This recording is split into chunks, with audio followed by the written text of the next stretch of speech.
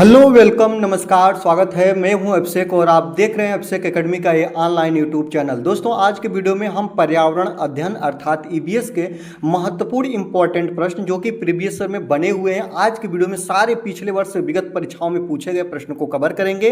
आज की वीडियो काफ़ी महत्वपूर्ण होगी, पूरा वीडियो लास्ट तक आप कवर करिएगा और कमेंट बॉक्स के माध्यम से बताइएगा कि आज की वीडियो आपको कैसी लगी। चलिए आज की वीडियो को स्टार्ट करते हैं। तो आज की वीडियो का सर्वप्रथम पहला प्रश्न हम लोग देखते हैं। पहला प्रश्न आपके सामने है जो ध्यान से देखिएगा। पहला प्रश्न ये कर रहा है कि भारत में पर्यावरण संरक्षण अधिनियम किस वर्ष पारित हुआ था।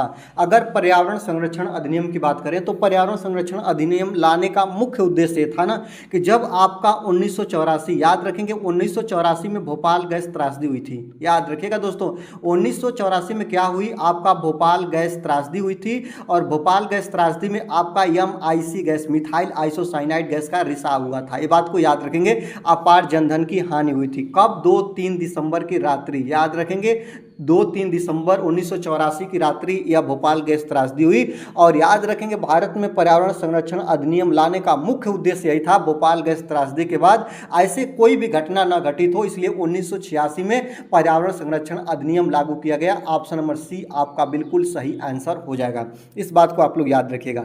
चलिए आगे देखते हैं कि विश्व पर्यावरण दिवस कब मनाया जाता है। प्रत्येक वर्ष के 5 जून को विश्व पर्यावरण दिवस मनाते हैं। 2-3 बार एक प्रश्न आपका बन चुका है। पहली बार याद रखेंगे, अगर आपसे पूछे ना कि विश्व पर्यावरण दिवस के बारे में बात करें तो पहली बार विश्व पर्यावरण दिवस संबंधित जो सम्मेलन हुआ था आपका स्टॉकहोम सम्मेलन। याद रखेंगे स्टॉकहोम सम्मेलन के नाम से जाना जाता है और इसकी घोषणा हुई थी 1972 में। कब दोस्तों? याद रखिएगा 1972 में इसकी घोषणा हुई थी। लेकिन आपसे कहे कि पहली बार कब मनाया गया था तो पहली बार 1900 आधिकारिक तौर पर पहली बार 1974 में विश्व पर्यावरण दिवस मनाया गया था। इस बात को आप लोग याद रखिएगा, ठीक है। चलिए आगे चलते हैं दोस्तों। सर्वाधिक अस्थायी पारिस्थितिकी तंत्र कौन है?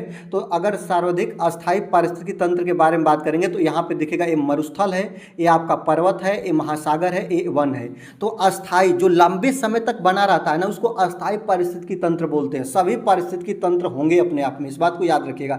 लेकिन सर्वाधिक अस्थायी के बारे में कह रहा है कि मतलब जो लंबे समय तक बना रहे। लंबे समय तक मरुस्थल नहीं बना रहेगा, पर्वत नहीं बना रहेगा, वन नहीं बना रहेगा। इन ऑप्शन को अगर आप लोग गहन एनालिसिस करिएगा प्यारे, आपको मिलेगा कि महासागर जो है ना सबसे अधिक अस्थायी पारिस्थितिकी तंत्र है क्योंकि यह लंबे समय तक बना रहता है। ऑप्शन नंबर सी आपका बिल्कुल सही आंसर हो जाएगा। आपसे कहूंगा दोस्तों कि अगर आप वीडियो में नए हैं दोस्तों तो वीडियो को आप लोग जरूर लाइक करिएगा और चैनल पर अभी तक आप नए हैं, चैनल को आपने सब्सक्राइब नहीं किया दोस्तों तो सब्सक्राइब करके बेल आइकन को प्रेस कर लीजिएगा क्योंकि यहाँ पे आपको सिलेबस आधारित वीडियो मिलेगी और जो आपके एग्जाम में काफी आपको मदद पहुंचाएगी।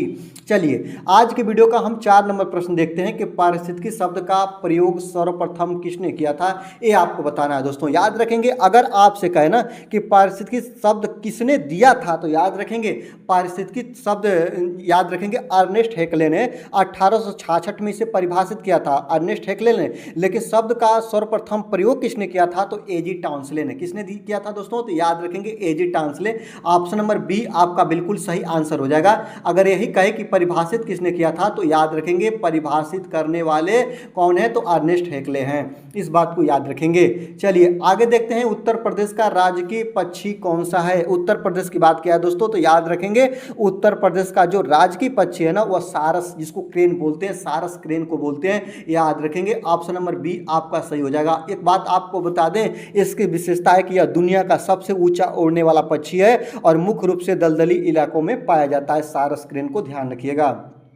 चलिए आगे चलते हैं। चिपको आंदोलन के प्रणेता कौन थे ये आपको बताना है दोस्तों। तो याद रखेंगे चिपको आंदोलन कहाँ से स्टार्ट हुआ था तो याद रखेंगे चिपको आंदोलन आपका उत्तराखंड से स्टार्ट हुआ। उत्तराखंड का जो चामोली जिला है और चामोली जिला का एक गांव है जिसका नाम है दोस्तों रेडी या रैनी। याद रखेंगे यहीं से स्टार्ट हुआ था। उत्तराखंड का चमोली जिला का रेडी गाँव, चिपको आंदोलन यहीं से स्टार्ट हुआ था। और कब हुआ था तो याद रखेंगे 1973 में हुआ था। और चिपको आंदोलन किससे संबंध रखता है तो पेड़ को कटने से बचाने के लिए चिपको आंदोलन स्टार्टअप किया गया था और इसके जो प्रणेता थे वो सुंदरलाल बहुगुणा जी थे। कौन थे दोस्तों? याद रखेंगे सुंदरलाल बहुगुणा जी थे। ऑप्शन नंबर सी आपका बिल्कुल सही आंसर हो जाएंगे। इस बात को आप लोग याद रखिएगा।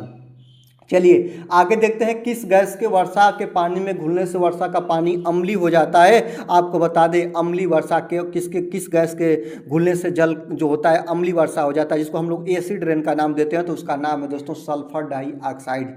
क्या नाम है दोस्तों? Sulphur dioxide. SO2 के मिश्रण से जो जल में ये घुल जाता है, ये गैस घुल जाती है, तो वह जो होती है ना, वह वर्षा होती है, उसको हम लोग एसिड रेन के नाम से जानते हैं, अम्लीय वर्षा के नाम से जानते हैं। ऑप्शन नंबर डी आपका बिल्कुल सही आंसर हो जाएगा। आगे देखते हैं कि निम्नलिखित में से कौन सी ग्रीन हाउस गैस नहीं है। ये बात आपको बताना है, कौन जो है दोस्तों याद रखेंगे ग्रीन हाउस गैस नहीं है, ये बात आप लोगों को बताना होगा। याद रखेंगे कार्बन डाइऑक्साइड गैस जिसको CO2 बोलते हैं, ग्रीन हाउस गैस होती है।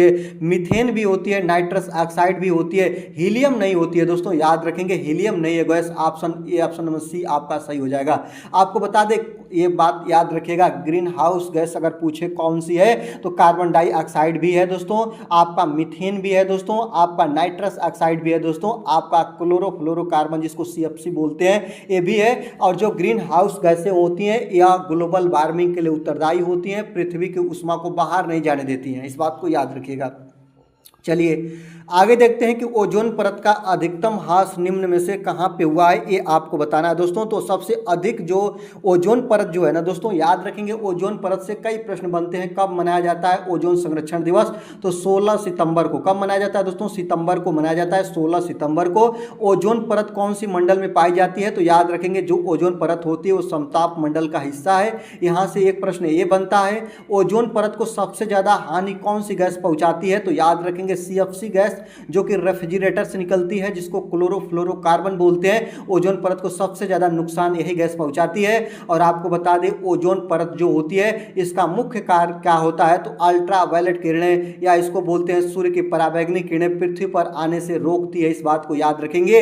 अगर ये किरणें को न रोकती तो सूर्य की प्रकाश किरणें अगर पराबैंगनी किरणें डायरेक्ट पृथ्वी पर आती तो व्यक्ति को मोतियाबिंद और स्क्रीन कैंसर संबंधित समस्याओं का सामना करना पड़ता। प्रश्न क्या कह रहा है कि ओजोन परत का अधिकतम ह्रास निम्न में से कहाँ हुआ है? तो याद रखेंगे ओजोन परत का सबसे अधिकतम ह्रास आपका दक्षिणी ध्रुव अंटार्कटिका के ऊपर देखने को मिलता है। कहाँ पे दोस्तों? दक्षिणी ध्रुव जो कि अंटार्कटिका के ऊपर देखने को मिलता है। ऑप्शन नंबर सी आपका बिल्कुल सही आंसर हो जाएगा। चलिए आगे देखते हैं कि भारतीय संविधान के किस अनुच्छेद में पर्यावरण संरक्षण एवं संवर्धन का उल्लेख है, ये आपको बताना है। याद रखेंगे जो संविधान के 42वें संविधान संशोधन 1976 के द्वारा इसे जोड़ा गया, जो राज्यों को पर्यावरण और वन्य जीवों की रक्षा का निर्देश देता है, जो किस अनुच्छेद के अंतर्गत है दोस्तों? तो याद रखेंगे अनुच्छेद 48A के अनुसार है दोस्तों। ऑप्शन नंबर बी आपका सही हो जाएगा। आज के वीडियो के पूरे वीडियो देखने के बाद आप लोग कमेंट बॉक्स के माध्यम से बताइएगा कि कितना प्रश्न आप लोगों ने सही किया, क्योंकि आज के वीडियो के जितने प्रश्न हैं सब प्रीवियस ईयर से लिए गए हैं। और प्रीवियस ईयर पर कितना आपका कमांड है, किसी भी एग्जाम को बीट करने का सबसे मुख्य उद्देश्य होता है कि मुख्य जो आपका पॉइंट होता है कि आप लोग प्रीवियस ईयर को कवर कर लें। प्रीवियस ईयर पर जितना अच्छा आपकी कमांड है उतना आपकी पकड़ अच्छी होगी एग्जाम में। चलिए आगे चलते हैं दोस्तों। रेड डाटा बुक किससे संबंधित है? मैंने एक बार नहीं बहुत बार बताया दोस्तों। रेड डाटा बुक कौन जारी करता है? तो एक संस्था है जिसका नाम है IUCN। याद रखेंगे रेड डाटा बुक जारी करने की संस्था है। और आपको बता दें रेड डाटा बुक किससे संबंधित है? तो विलुप्ति के करीब जो जीव जा रहे हैं। याद रखेंगे ऑप्शन नंबर ए आपका बिल्कुल सही आंसर हो जाएंगे, इस बात को याद रखेंगे। रेड डाटा बुक जिसमें लुप्त हो रहे पौधों और जानवरों का रिकॉर्ड होता है, इस बात को आप लोग याद रखेंगे। जारी करने वाली जो संस्था होती है IUCN होती है, इस बात को याद रखेंगे। चलिए गिर शेर परियोजना कहाँ स्थित है और गधों का अभ्यारण्य? गिर शेर परियोजना जो एशियाई शेरों के संरक्षण के लिए जानी जाती है, प्रश्न आप लोग याद रखेंगे। आपसे प्रश्न बन सकता है कि गिर शेर परियोजना किसके संरक्षण के लिए जानी जाती है? तो एशियाई शेरों के संरक्षण के लिए। और है कहाँ दोस्तों? तो गुजरात में। गधों का अभ्यारण्य कहाँ है? गुजरात में। ऑप्शन नंबर बी आपका बिल्कुल सही आंसर हो जाएंगे। यह जो परियोजना है गुजरात के जूनागढ़ में स्थित है और एशियाई शेरों का एकमात्र प्राकृतिक निवास है, ये बात को याद रखिएगा, बहुत इंपॉर्टेंट यहाँ से पॉइंट बनते हैं। चलिए WWF से क्या आशय है? WWF से आशय का मतलब दोस्तों याद रखेंगे, इसका फुल फॉर्म क्या होता है? वर्ल्ड वाइल्ड लाइफ फंड होता है। मैंने एक बार नहीं बहुत बार बताया कि वर्ल्ड वाइल्ड लाइफ फंड होता है। ऑप्शन नंबर बी आपका बिल्कुल सही आंसर हो जाएंगे। इसकी स्थापना की बात करें दोस्तों तो इसकी स्थापना 1961 में हुई थी। यह दुनिया का सबसे बड़ा स्वतंत्र संरक्षण संगठन है, जिसका मुख्यालय कहाँ है दोस्तों? याद रखेंगे, कमेंट बॉक्स के माध्यम से बताइएगा WWF का मुख्यालय कहाँ है। तो चलिए नहीं जानते हैं तो जान जाइए, स्विट्जरलैंड में है। कहाँ पे दोस्तों? स्विट्जरलैंड में है। ये भी आपके लिए बहुत इंपॉर्टेंट है। है। चलिए आपसे यहाँ पे मैं बता रहा हूँ कि एलपीजी का फुल फॉर्म पूछता है लिक्विफाइड पेट्रोलियम गैस होता है। सीएनजी का फुल फॉर्म पूछता है कंप्रेस्ड नेचुरल गैस होता है। याद रखेंगे एमआईसी का फुल फॉर्म पूछता है एमआईसी मिथाइल आइसोसाइनाइड गैस होता है। आपसे दो चीज़ें और है जो कि ध्यान में नहीं चढ़ा वो याद रखेंगे। ये सभी के फुल फॉर्म बिल्कुल आपके लिए बहुत महत्वपूर्ण है। चलिए आगे चलते हैं कि संकटग्रस्त जंतु दैत्याकार पांडा कहाँ पे पाया जाता है, ये आपको बताना है। याद रखेंगे पांडा चीन का राष्ट्रीय पशु जैसा सम्मान रखता है और यह मुख्य रूप से बांस में पाया जाता है, बांस वाले जगहों पे या झाड़ियों में निवास करता है। तो याद रखेंगे ये कहाँ पे पाया जाता है, संकटग्रस्त जंतु जिसको दैत्याकार पांडा बोलते हैं। और ये चिन्ह भी है, याद रखेंगे ये चिन्ह भी है, लेकिन इसको ये राष्ट्रीय पशु का चिन्ह भी रखा गया है। लेकिन आपको मैं बता दूं संकटग्रस्त जंतु दैत्याकार पांडा कहाँ पे पाया जाता है, तो चीन में बांसों में पाया जाता है। ऑप्शन नंबर सी आपका सही हो जाएगा। चलिए आगे देखते हैं फूलों की घाटी कहाँ पे स्थित है, तो फूलों की घाटी जो अभ्यारण्य में रखा गया है इसको उत्तराखंड में है। याद रखेंगे ऑप्शन नंबर डी आपका बिल्कुल सही आंसर हो जाएगा। उत्तराखंड के चमोली जिले में स्थित है। यह एक नेशनल पार्क का दर्जा इसे दिया गया है और अपनी प्राकृतिक और सुंदरता और दुर्लभ फूलों के लिए विश्व प्रसिद्ध है। ऑप्शन नंबर डी आपका सही आंसर हो जाएगा। आगे देखते हैं एलपीजी का संक्षिप्त रूप लिक्विफाइड पेट्रोलियम गैस होता है। ऑप्शन नंबर सी आपका बिल्कुल सही आंसर होगा। चलिए आगे चलते हैं, समय बहुत कम समय में ज़्यादा प्रश्नों को कवर करेंगे। पारिस्थितिकी तंत्र में ऊर्जा का सबसे बड़ा स्रोत क्या है, ये आपको बताना है। तो पारिस्थितिकी तंत्र में ऊर्जा प्रवाह एक दिशी होता है और इसकी शुरुआत सूर्य के प्रकाश से होती है। और याद रखेंगे पारिस्थितिकी तंत्र में ऊर्जा का सबसे बड़ा स्रोत की बात करिएगा दोस्तों तो याद रखेंगे सूर्य होता है, सूर्य की प्रकाश किरणें होती है। ऑप्शन नंबर बी आपका सही आंसर हो जाएगा। चलिए वायुमंडल की सबसे ठंडी परत कौन होती है, तो मध्यमंडल। याद रखेंगे ऑप्शन नंबर बी आपका सही हो जाएगा। सबसे निचली परत जो होती है इसको क्षोभ मंडल का नाम देते हैं। प्रश्न यहाँ से भी बनता है, मौसमी संबंधित घटनाएं यहाँ पे घटित होती है।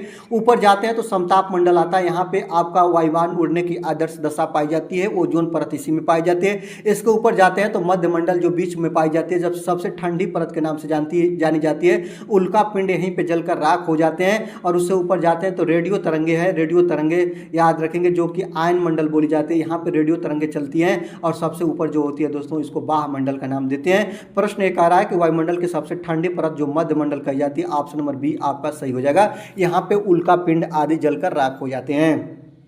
चलिए आगे देखते हैं 19 नंबर प्रश्न की हम बात करते हैं दोस्तों। 19 नंबर प्रश्न एक आ रहा है कि तिब्बत की सांगपो नदी भारत में किस नाम से जानी जाती है। आपको बता दें जो यह तिब्बत से निकलती है सांगपो नदी, भारत में प्रवेश करते ही यह दिहांग और फिर असम में ब्रह्मपुत्र के नाम से जानी जाती है। इस बात को याद रखेंगे। तो भारत में यहाँ पे प्रश्न का आंसर कौन से होगा, तो ब्रह्मपुत्र। याद रखें तिब्बत की सांगपो नदी को भारत में ब्रह्मपुत्रा के नाम से जानते हैं। ऑप्शन नंबर सी आपका सही हो जाएगा। यहाँ पे देखते हैं कोटोपैक्सी एक जागृत ज्वालामुखी है जो स्थित है कहाँ पे दोस्तों, तो एंडीज में। कहां पे दोस्तों, याद रखेंगे यह दक्षिण अमेरिका के एंडीज में स्थित है। याद रखेंगे यह सक्रिय ज्वालामुखी में जानी जाती है। याद रखेंगे जागृत ज्वालामुखी मतलब सक्रिय ज्वालामुखी है। ऑप्शन नंबर सी आपका सही हो जाएगा, एंडीज में। ऑप्शन नंबर सी आपका राइट हो जाएगा।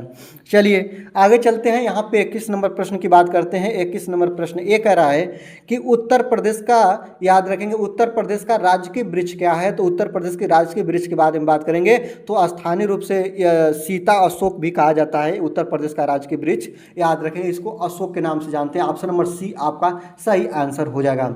याद रखेंगे अशोक वाटिका या सीता वाटिका के नाम से इसको हम लोग जानते हैं आमतौर पे। आगे देखते हैं कि राज्यसभा में होने वाली सभाओं की अध्यक्षता कौन करता है। यहाँ से कई बार प्रश्न बन चुके हैं। आपको बता दें राज्यसभा का जो पदेन सभापति होता है ना, याद रखेंगे कौन होता है, उपराष्ट्रपति होता है। इस प्रश्न का ऑप्शन नंबर ए तो सही होगा।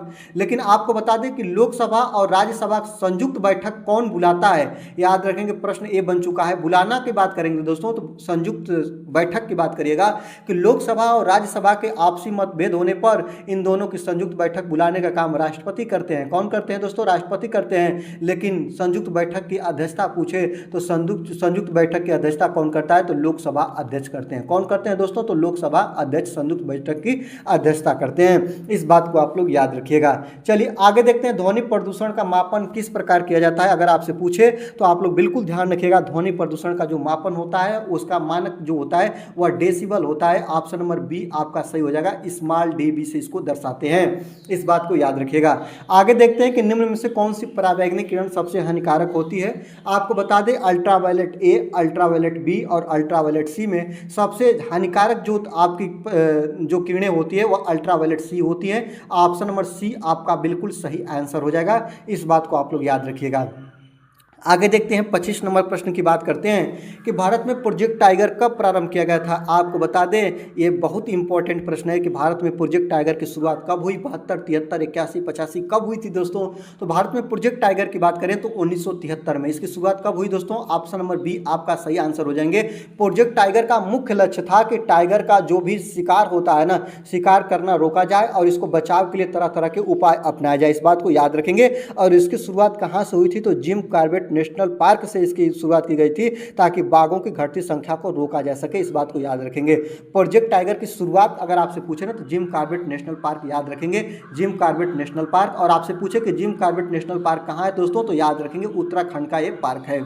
चलिए आगे देखते हैं दोस्तों, यहाँ पे 26 नंबर की हम बात करते हैं कि आर्सेनिक द्वारा जल प्रदूषण सर्वाधिक कहाँ होता है। आर्सेनिक द्वारा जल प्रदूषण की बात कर रहा है दोस्तों, तो आपका कहाँ पे होता है, उत्तर प्रदेश में कि आपका मध्य प्रदेश में कि बिहार में कि पश्चिम बंगाल में। आर्सेनिक द्वारा सबसे ज़्यादा जो जल प्रदूषण की बात करें दोस्तों तो गंगा ब्रह्मपुत्रा के मैदानी इलाकों में मिट्टी में प्राकृतिक रूप से मौजूद आर्सेनिक पानी में घुल जाता है जो स्वास्थ्य के लिए घातक होता है। और कहाँ पे दोस्तों, तो याद रखेंगे पश्चिम बंगाल में होता है। कहाँ पे दोस्तों, पश्चिम बंगाल में। ऑप्शन नंबर डी आपका बिल्कुल सही आंसर हो जाएगा। अगर ऐसा ही प्रैक्टिस सेट कम समय में ज़्यादा प्रश्नों को कवर करने की श्रृंखला अगर आपको अच्छी लग रही है दोस्तों तो वीडियो को आप जरूर से जरूर लाइक करिएगा। चैनल पर नए हैं तो चैनल को सब्सक्राइब कर लीजिएगा, बेल आइकन को प्रेस कर दीजिएगा और अपने उस तैयारी करने वाले दोस्त तक ये वीडियो पहुंचा दीजिएगा जिससे उनकी भी मदद हो सके। चलिए आगे चलते हैं। दूध से दही बनने की जो प्रक्रिया होती है, जो प्रोसेस होती है वो क्या कहलाती है, प्रकाश संश्लेषण कहलाती है। बिल्कुल नहीं, प्रकाश संश्लेषण पेड़ पौधे अपना भोजन बनाने का काम करते हैं, यह प्रोसेस किण्वन कहलाती है। याद रखेंगे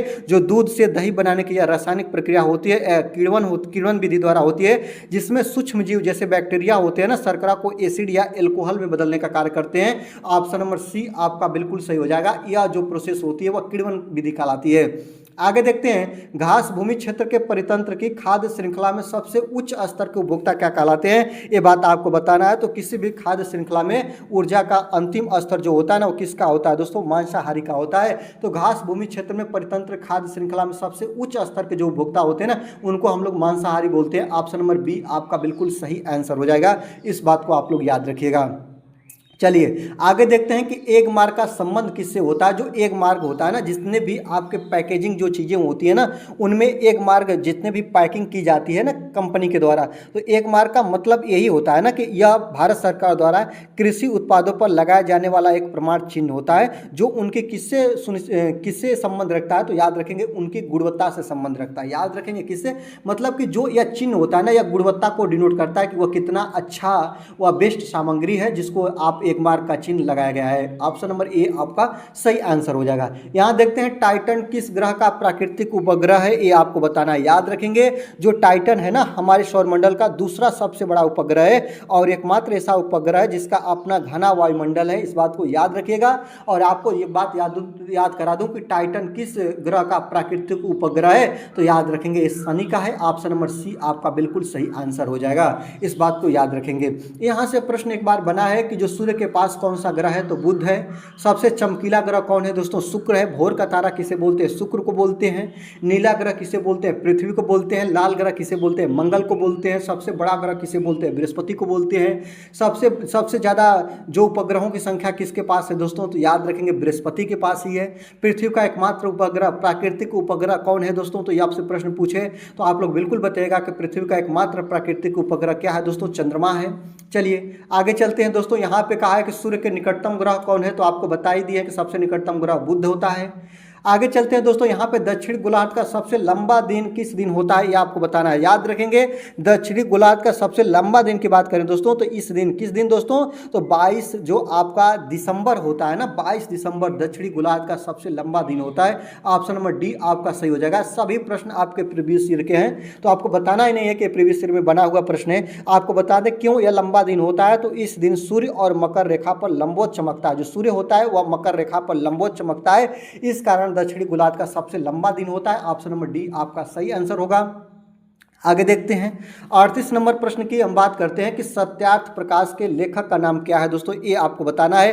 तो जो आपका सत्यार्थ प्रकाश है ना, यह किनके द्वारा लिखा गया है, तो याद रखेंगे स्वामी दयानंद सरस्वती के द्वारा लिखा गया है। किनके द्वारा दोस्तों, स्वामी दयानंद सरस्वती के द्वारा सत्यार्थ प्रकाश लिखा गया है। ऑप्शन नंबर ए आपका सही हो जाएगा। और इन्हीं का एक महान वक्तव्य है कि वेदों की ओर लौटो, किनारा किसने दिया था, तो स्वामी दयानंद सरस्वती जी ने ही दिया था, वेदों की ओर लौटो। चलिए आगे चलते हैं। आज की वीडियो का ये प्रश्न देखते हैं कि बिहू भारत के किस राज्य का लोक नृत्य है। तो बिहू कहाँ पे होता है दोस्तों, याद रखेंगे। जो बिहू की बात करेंगे दोस्तों, तो यह असमिया नववर्ष और फसल कटाई के उत्सव के रूप में साल में 3 बार मनाया जाने वाला यह पर्व कहाँ पे मनाया जाता है दोस्तों, तो असम में। असम की बहु प्रसिद्ध है, इससे आप लोग याद रखते हैं। ऑप्शन नंबर सी आपका बिल्कुल सही आंसर हो जाएगा। आगे देखते हैं खाद्य श्रृंखला के परस्पर समूह को क्या कहा जाता है, ये आपको बताना है। तो खाद्य श्रृंखला के जो परस्पर समूह होते हैं ना, इनको हम लोग किस नाम से जानते हैं, तो खाद्य जाल के नाम से जानते हैं। ऑप्शन नंबर सी आपका राइट हो जाएगा। इसमें एक दूसरे से जुड़े रहते हैं, ये संतुलन, प्रकृति का संतुलन बना रहता है। ऑप्शन नंबर सी आपका बिल्कुल सही आंसर हो जाएगा।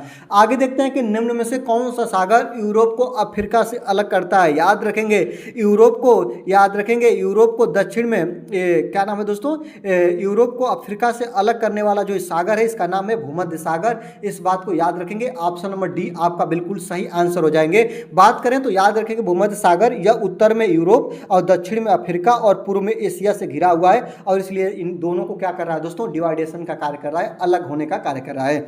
आगे देखते हैं, यहाँ पे हम बात करेंगे 37 नंबर प्रश्न की। 37 नंबर प्रश्न ये कह रहा है कि अंतर्राष्ट्रीय ओजोन दिवस कब मनाते हैं। तो याद रखेंगे यह मॉन्ट्रियल प्रोटोकॉल के बाद यह ध्यान में लाया गया, और याद रखेंगे 16 सितंबर 1987 से। कब दोस्तों, तो याद रखेंगे 16 सितंबर 1987 से मॉन्ट्रियल प्रोटोकॉल ओजोन परत से संबंधित है, और तब से प्रत्येक वर्ष हम 16 सितंबर को अंतर्राष्ट्रीय ओजोन दिवस के रूप में मनाते हैं। ऑप्शन नंबर ए आपका बिल्कुल राइट आंसर हो जाएगा।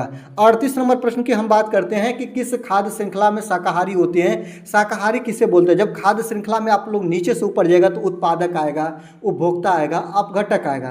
तो जब आप लोग उत्पादक में देखिएगा तो पेड़ पौधे होते हैं, लेकिन उससे ऊपर जब हम जाते हैं तो आप लोग एक मिलता है उपभोक्ता, और उपभोक्ता में भी कह रहा है कि श्रृंखला में शाकाहारी जो होते हैं ना, वो प्राथमिक उपभोक्ता बोले जाते हैं। क्या बोले जाते हैं, प्राथमिक उपभोक्ता बोले जाते हैं। ऑप्शन नंबर बी आपका सही आंसर हो जाएगा।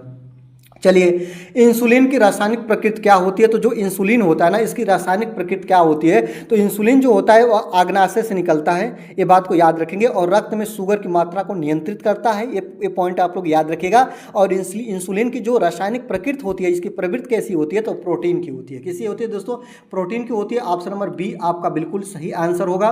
आगे देखते हैं, यहाँ पे बात करेंगे पौधों में अर्धसूत्री विभाजन कहाँ होता है, यह आपको बताना है। याद रखेंगे जो पौधों में अर्धसूत्री विभाजन होता है ना, इसी प्रोसेस से पौधों में जो जनन कोशिकाओं के निर्माण के लिए ये चीजें जानी जाती है। और अर्धसूत्री जो विभाजन होता है ना दोस्तों, यह परागकोश में होता है। कहां पे होता है दोस्तों, याद रखेंगे परागकोश में होता है। ऑप्शन नंबर डी आपका बिल्कुल सही आंसर हो जाएगा।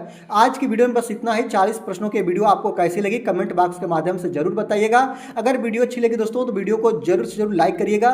चैनल पर नए हैं तो चैनल को जरूर से जरूर आप लोग सब्सक्राइब करके बेल आइकन को प्रेस कर लीजिएगा। और चलिए आज की वीडियो से दीजिए मुझे विदा। देखते रहिए एफसेक एकेडमी। वीडियो देखने के लिए आपका बहुत बहुत दिल से धन्यवाद।